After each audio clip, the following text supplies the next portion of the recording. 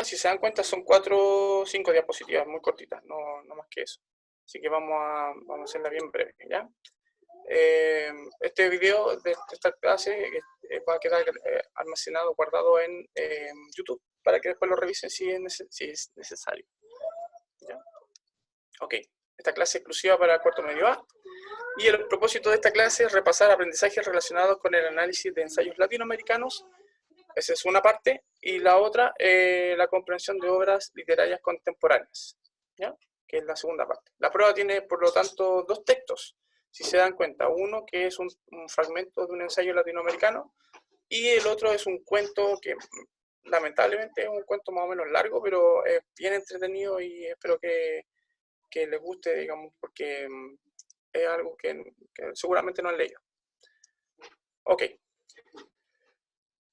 La pregunta de la primera parte, ¿qué es un ensayo latinoamericano? Esta pregunta va a estar en la prueba, de hecho la saqué de la prueba la pregunta para poder explicarles qué es, en qué consiste, porque es una categoría nueva, ¿cierto?, dentro de los tipos de textos, ¿cierto? Ustedes ya saben, textos que son literarios y textos que no son literarios. O sea, textos literarios, cuentos, novelas, poemas, dramas, etc.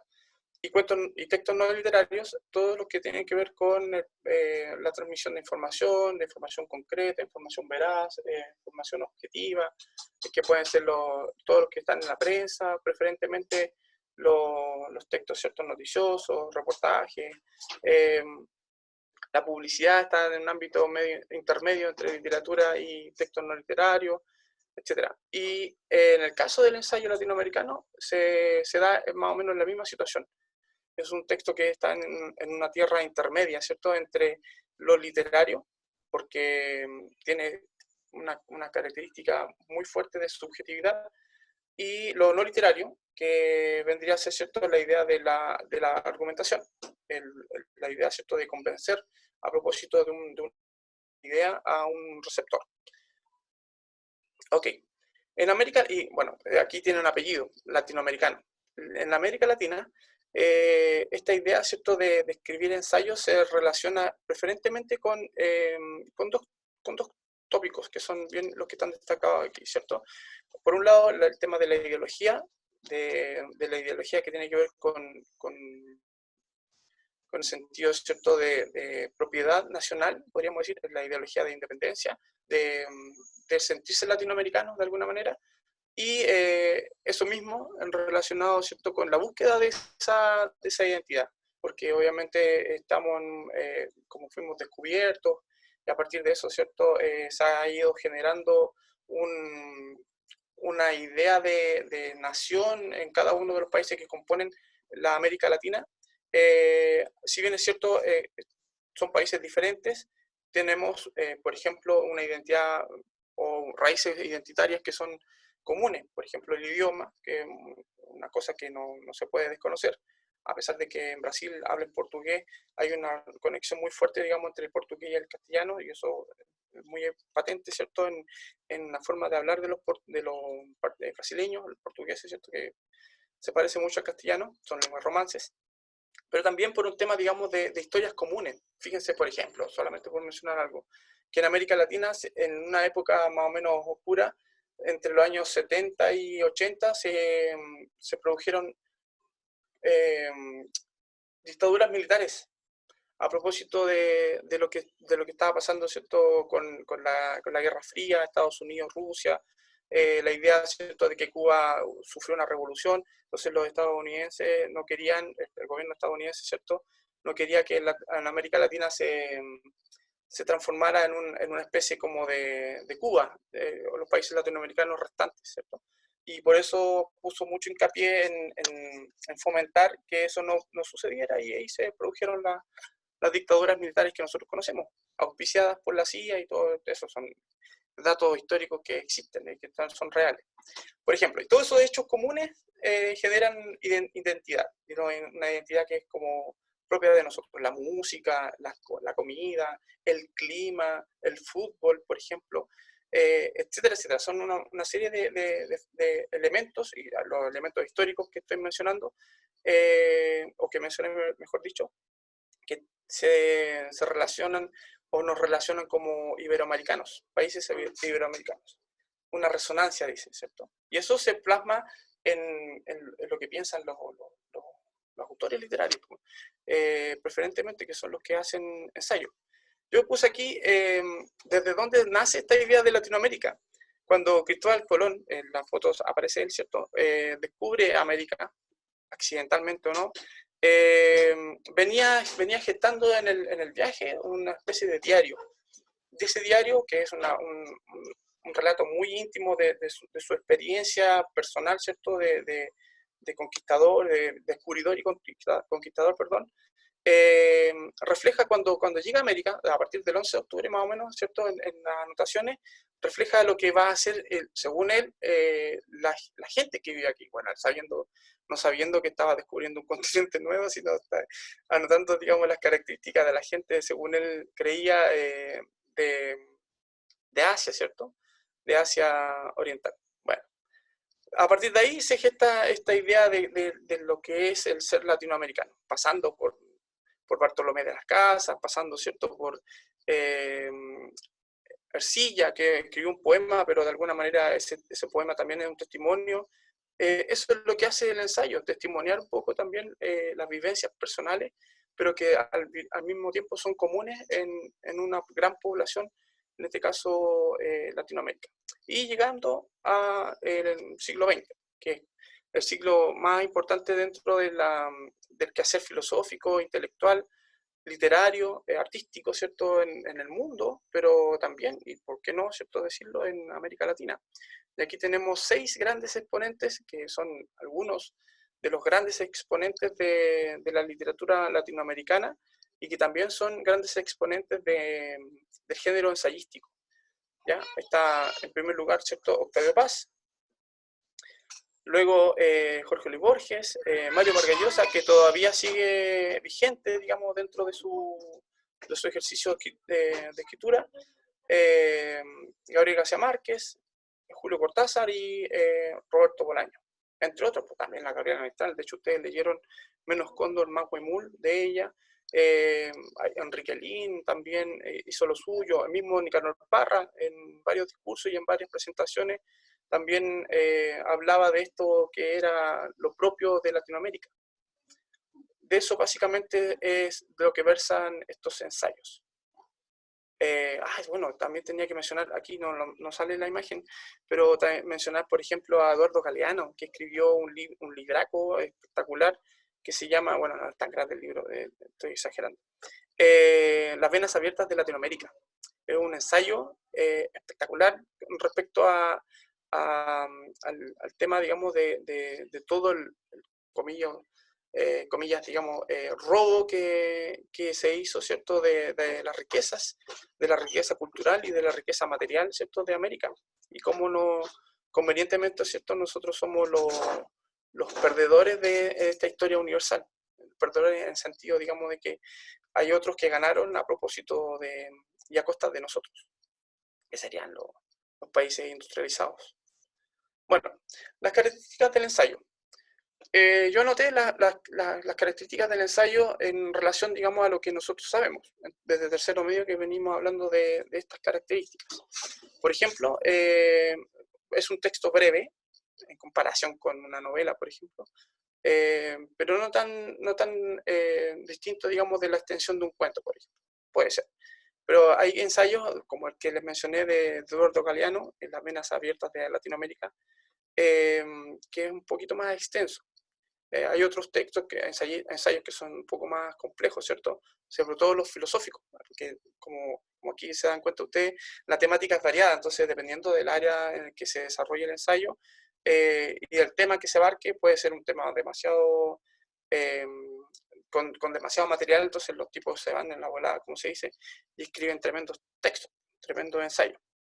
Pero generalmente son breves y unitarios, o sea, corresponde a una idea en particular y eso es lo que se desarrolla. Lo que sí siempre está dado en todos los ensayos es el carácter argumentativo, breve y unitario. El carácter argumentativo. Y esto abre la posibilidad de que el ensayo sea también un texto en el que se pueda dialogar, ¿ya? O sea, que yo escribo un ensayo, yo, Keno, escribo un ensayo, ¿cierto? Sobre, no sé, el mejor equipo de Latinoamérica, la mejor campaña futbolística de Latinoamérica, por ejemplo, y menciono un equipo. Ustedes se imaginarán cuál, ¿cierto? Alguien me va a decir, no, pues el mejor equipo latinoamericano es este, otro, ¿cierto? Porque tiene estos números. Y va a argumentar en contra. Ese diálogo argumentativo es generalmente lo que se propicia justo a propósito del ensayo. Es un texto que está escrito en primera persona. Generalmente los ensayos están escritos, aparte de primera persona, en prosa. Es una característica, ¿cierto?, bien particular de que se nota esa primera persona, el uso del yo, preferentemente en las conjugaciones verbales, ¿cierto?, o del nosotros. En el caso del latinoamericano, se usa mucho el nosotros, los latinoamericanos, o nosotros en Chile, o los chilenos, o qué sé yo, hablando, ¿cierto?, de un colectivo, pero siempre en primera persona. ¿Ya? Temática variada, ya saben. De hecho, esta característica del ensayo da la posibilidad de que existan, por ejemplo, ensayos científicos. Esos son un poquito diferentes del ensayo como lo estoy presentando aquí, porque tienen un tratamiento de la información más cercana a la ciencia, que necesita comprobación y todo. De hecho, generalmente los ensayos científicos tienen la connotación de ser ensayos teóricos, ¿cierto? Que son ideas que están sujetas a pruebas empíricas, ¿cierto? Que se puedan comprobar. Pero bueno, esos son la excepción. Pero el resto dentro de los temas, ¿cierto? Están lo que sea, literatura, arte, música, gastronomía, una variedad temática, aparte deporte, distintos tipos de deporte, de filosofía, distintos temas dentro de la filosofía, etcétera, etcétera. O sea, una amplitud temática inconmensurable. Y otra característica que tienen los ensayos es el hecho de que son contemplativos. Contemplativo quiere decir que no necesariamente tienen que agotar el tema. Lo dejan, siempre como que lo abarcan desde una perspectiva bien particular. Por lo tanto, no son profundos, o sea, no son verdades absolutas. Son verdades que están buscando, como dice la idea, ¿cierto?, de lo dialógico, un contraste, que genere, ¿cierto?, la posibilidad de que otro diga, bueno, pero te equivocaste aquí, dijiste esto mal, o tu perspectiva es esta, pero la mía es esta otra, en relación al tema que tú estás planteando, etcétera, etcétera. Se da esa idea, ¿cierto?, de que se pueda completar la verdad parcial con otras verdades parciales, reconociendo eso, ¿cierto?, a través de la argumentación. Y lo otro, a propósito de ser un texto escrito en primera persona, que también tiene un fuerte carácter interpretativo, es decir, que los que escriben ensayos, lo que hacen básicamente es interpretar la realidad desde su punto de vista, como yo entiendo las cosas. Por eso que, por ejemplo, hay gente que piense, no sé, que el gobierno lo está haciendo súper bien, por ejemplo. O otros que digan, en realidad se está ocultando información, y etcétera, etcétera, en relación a lo que está pasando con el coronavirus, por ejemplo. Pero siempre, entendiendo, digamos, que esta idea de la interpretación es una idea no sesgada, sino más bien afecta, digamos, a las condiciones de lo que somos nosotros como seres humanos, porque entendemos una parte de la realidad, no el total de la realidad, ¿cierto? Ni siquiera tenemos vista periférica, como para decir, entendemos todo lo que está pasando a nuestro alrededor, a ese punto de limitación. ¿Ya? Ok, eso con respecto al ensayo. Espero que puedan, que quede grabado, bueno, quede grabado, pero que les quede grabada también a ustedes esta idea, ¿cierto? Porque es pregunta seca de la prueba. A propósito, antes de pasar a la siguiente parte, el ensayo que vamos a leer se llama Dialéctica de la Soledad, y es parte de un ensayo mayor un libro, un ensayo que es el de Octavio Paz, que se llama El laberinto de la soledad. ¿Ya? Es un ensayo que abarca desde el descubrimiento de América hasta básicamente los siglos XX, más o menos, con distintos capítulos que se llaman así, pero cada capítulo es como un ensayo en sí diferente del anterior, pero unidos por esta idea de que hay una línea temporal el último texto, dialéctica de la, que podríamos decir que es el capítulo 9, pero en realidad sí es el apéndice, es como un compendium de todo lo que se dice anteriormente también, está fragmentado y eso es lo que vamos a considerar como prueba, no es el ensayo completo, eran como 7 o 8 páginas que yo resumí en 2, una cosa muy, muy breve, ¿ya? Está el texto completo de ese capítulo en particular, el apéndice que se llama Dialéctica de la Soledad, en Leum, y lo que ustedes van a leer en la prueba, lo que va a salir en la prueba misma, ¿cierto? Es un fragmento de eso. Así que yo les recomiendo que lean el texto antes, el Leum, ¿cierto? Que lo descarguen ahí, lo vean, lo revisen y van a estar un poquito más preparados para la prueba, ¿ya? Eso, un pequeño dato. Ahora, en relación a la comprensión lectora. Decimos que, no les voy a explicar qué es comprensión lectora, pues se supone que ustedes ya saben que es una habilidad transversal, que se lee todo lo que nosotros hacemos en el mundo tiene que y pasa a través de cierto de la lectura que hacemos del mundo. Y si no fuese así, digamos, no sabemos cuál es el lugar que nosotros estamos ocupando aquí. O sea, desde reconocerse ustedes mismos hasta todo, lo que nosotros leemos en libros, novelas, cuentos, cómics, etc. Las películas, cuando están subtituladas, todo es una habilidad que se aplica a todas las asignaturas, por ejemplo, también, etcétera, etcétera, ¿cierto? Hasta para sacar el permiso de salvoconducto tenemos que saber leer, porque si no, no vamos a cachar qué permiso necesitamos, por ejemplo. Ok, es una habilidad transversal. El texto que vamos a leer en la prueba, yo también les voy a recomendar que hagan el ejercicio, también está subido en Leum, ¿cierto? El cuento completo de Carlos Fuentes, autor mexicano. Es un autor que podríamos decir está emparentado con el realismo mágico. Tiene algo de eso, ¿cierto? El cuento que vamos a analizar en esta oportunidad. Este actor mexicano, que aunque dice es mexicano, pero nació en Panamá, claro, te explico. El papá de Carlos Fuentes nació, bueno, Carlos Fuentes nació en la embajada, podríamos decir, o al alero, digamos, de la embajada mexicana en Panamá. El papá de Carlos Fuentes era diplomático, ¿cierto? En ese entonces, cuando él nació. Por eso que es mexicano. Un tema, digamos, de legalidad, ¿cierto? Vivió prácticamente, si ustedes se dan cuenta, durante el siglo XX, falleció recién en 2012, una trayectoria muy nutrida, ¿cierto?, de relatos fantásticos, una ficción bien enraizada, ¿cierto?, con esta idea del ser latinoamericano. También escribió sus ensayos por ahí a propósito del boom latinoamericano, hablando, ¿cierto?, de esta característica común que tenía muchos autores literarios de las distintas partes de Latinoamérica. Él vivió en Chile 3 años.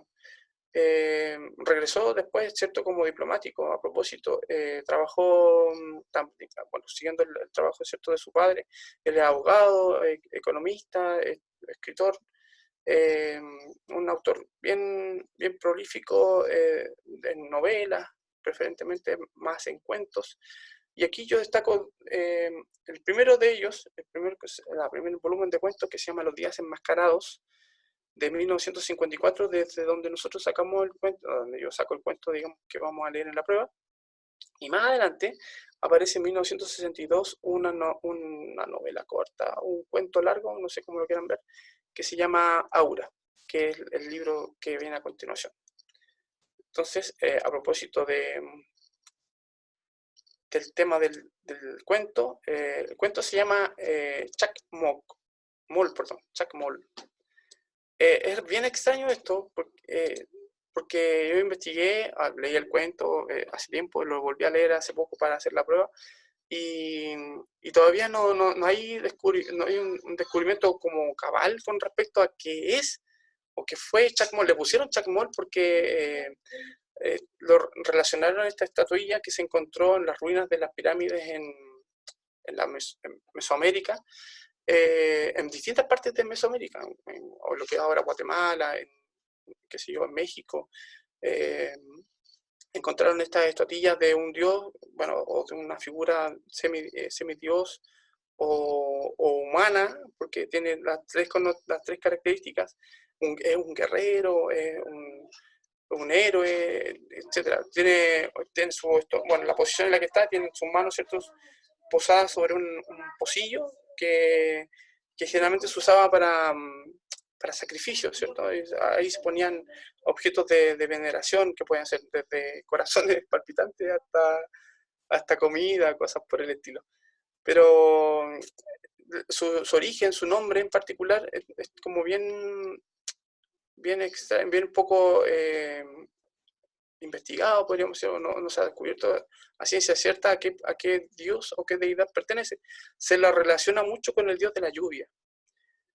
Tlaloc, si no me equivoco, el nombre del dios de la lluvia, que es una deidad que está relacionada con todo lo que significa la lluvia, o sea, lo verde, con la vida, ¿cierto? El renacer de la tierra. Entonces, ese dato es muy importante para que entiendan el cuento.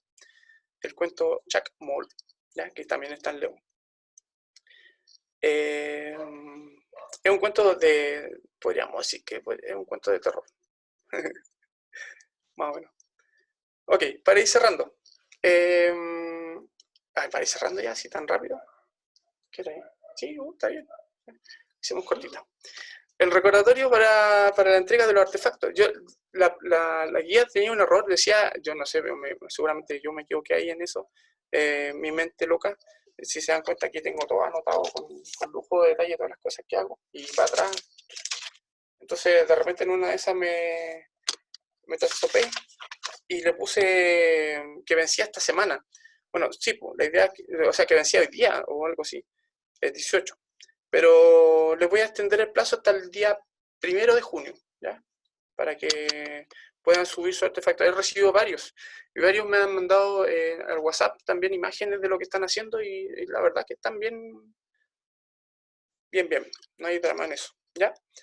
Tienen hasta el día 1 de junio, que es la prueba del libro, esa es la prueba del libro. Hay en el mismo León también está la rúbrica, la rúbrica, la pauta de cotejo, ¿cierto? Es súper sencillo hacer un artefacto, no se complican. Es como hacer un meme, pero obviamente muy original, no tienen que copiar memes de ninguna parte. Yo veo memes por todos lados, sobre todo ahora que hay más tiempo. Traten de ser originales con respecto a eso de la creación. Es como hacer, digo, un meme, pero con un valor más poético, o relacionándolo más con la poesía, con la literatura, con el ejercicio, ¿cierto?, del pensamiento, una crítica social, jugando a eso, ¿ya? Vean el libro como referencia, el libro Artefactos Poéticos, ¿cierto?, de Nicanor Parra, para que tengan referencias de lo que tienen que hacer, ¿cierto? Ahí está el video, hay un YouTube, también un tutorial que subí, que también está en el canal del colegio. Así que ahí tienen hartas referencias para que puedan hacer su propio artefacto, ¿ya? Sean originales y disfrútenlo, pues, es igual un trabajo entretenido. El próximo, a propósito de lo que estábamos diciendo recién, el próximo libro por leer es Aura. El libro, así como libro, no es tan libro, es como más como le decía, un cuento largo. Y aquí tengo la cuestión para saber cuántas páginas tiene. Ese es Aura. Como ella, no ella es Aura, pero es como una idea de quién podría ser Aura. Tiene, no sé, en la Kindle tiene como 30 páginas, una cosa así. Sí, más o menos. Debe ser como de 30 páginas, más o menos, un cuento o menos, ¿ya? Es un cuento también que hay que leer con mucho detenimiento. Hay un texto que hay que leer con mucho detenimiento, para leerlo un par de veces, porque a veces uno lee, es como una película de terror, tiene eso de que hay cosas que nosotros no nos dimos cuenta y hay que volver atrás para poder entenderlas bien. Una buena película de terror, por supuesto. Es un texto que mezcla la ficción con el terror y con esta idea también de los latinoamericanos, que está muy fuertemente arraigado en la literatura de Carlos Fuentes. El mismo Carlos Fuentes, por si acaso, ¿ya? Bueno, un recordatorio también de los textos que estoy subiendo, y los últimos que subí anoche fueron justamente la dialéctica de la soledad, que es el texto completo del apéndice, ¿cierto?, del laberinto de la soledad. De él yo hice un fragmento para la prueba, ¿ya? Es bueno que lo lean, como les dije, para que puedan tener una idea más amplia de lo que es un ensayo, por ejemplo, también, y del lenguaje que se utiliza y también de lo que trata el tema, porque el tema es bien interesante, habla del amor, habla de eso de que de repente nosotros nos sentimos solos. Imagínense ahora mismo, a propósito de esta cuarentena, esta idea angustiosa, ¿cierto?, de estar desconectado. Es como más o menos de lo que habla el texto. Es como paradójico que lo haya escrito eh, Octavio Paz, ¿cierto?, tanto tiempo atrás y que ahora tenga como sentido también, vuelva a tener sentido. Por eso también los ensayos tienen esa idea literaria, ¿ven? Se puede conectar con distintas emociones de distintas épocas. Y el cuento perdón, de Carlos Fuentes, que está ahí en formato PDF para que lo revisen, lo vean, lo tengan más o menos preparado para la prueba. Tiene una ventaja porque esta clase es para ustedes nomás. En los otros cuartos medios no van a cachar que están los textos, aunque algunos ya son amigos de León, pero bueno, eso.